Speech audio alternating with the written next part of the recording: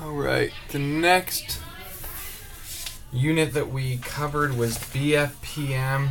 That stands for Balanced Force.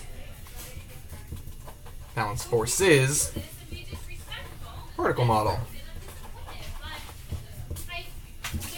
Balanced Force Particle Model. Okay, before we dive in, let's just refresh ourselves on the forces that we're familiar with. The normal, applied, gravitational, tension, spring. Remember, normal is whenever two surfaces are in contact. Applied is when you push something. Gravitational is the Earth pulling down on all objects. Tension is when a rope is attached to two objects and is pulled. And spring is when a spring is extended or compressed.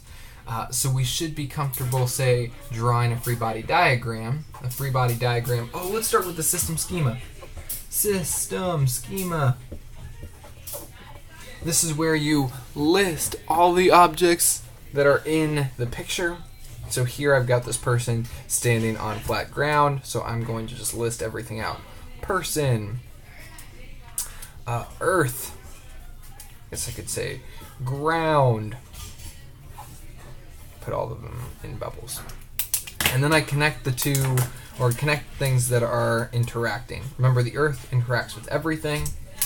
And then I put this dotted line around what I want to draw a free body diagram of.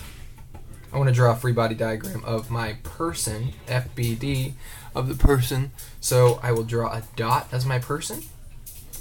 And I see, oh, there's two forces here. One is from the Earth, that's FG. The other is from the ground. The ground is pushing up on the person. That's a normal force.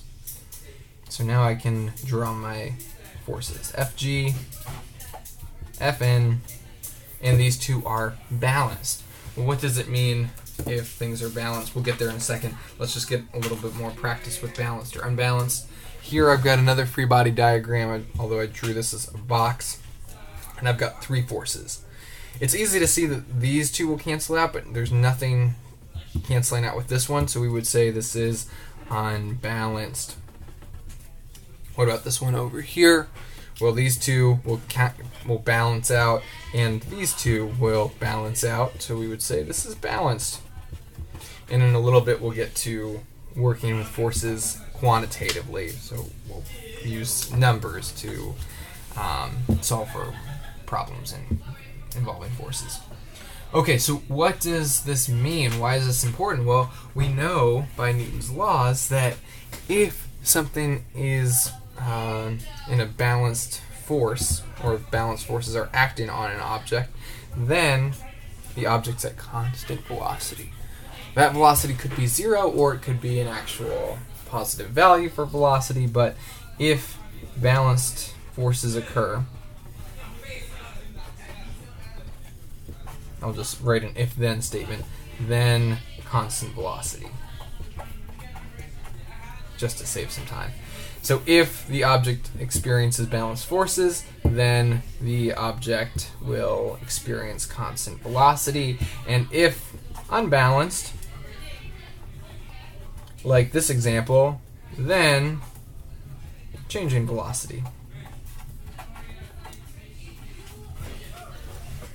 Okay. So here we have some known force vectors, and there are some values to them. Remember, we measure forces in newtons, so we use that N.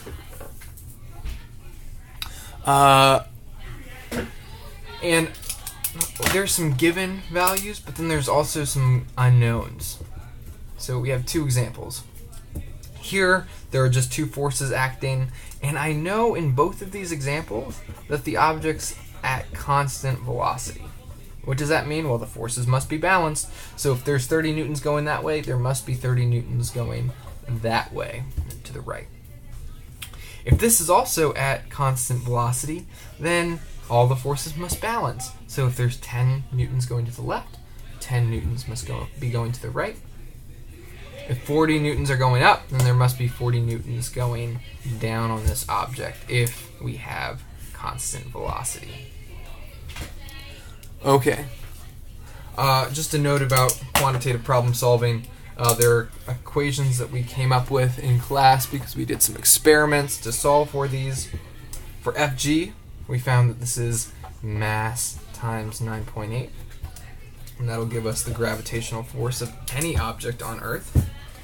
For the spring, we came up with this equation negative kx, where k is the spring constant and x is the distance stretched or compressed. And those are our equations. So, oh, I left that one. How could I? Force of friction. This is the frictional force.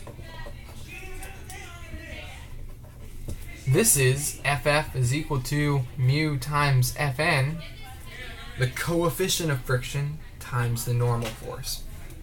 So we'd have to first get the normal force, multiply it by the coefficient, which is a measure of how sticky two surfaces are. Okay, the last skill in BFPM is Newton's third law, using Newton's third law. For every action, there's an equal and opposite reaction. You guys have heard this probably since 6th grade. We need to be able to know what it means and how to apply it for a free body diagram. So if this is you and you're pushing this box, you push the box, so you're applying a force to this box. Let me draw. This is a free body diagram. This is my box. I've got Fg, I've got Fn. You're applying a force, so I'll call this Fap. And let's just ignore friction for right now. No friction. If you push the box in this direction, then by this law, Newton's third law, the box pushes you in that direction. So if you push on the wall pushes back on you with the same exact force. So this is you. This is the free body diagram for you. Gravity is pulling you down, normal force is pushing you up, and Fap is going to the left. The same exact quantity as what you push to the right. Alright, that's BFPM.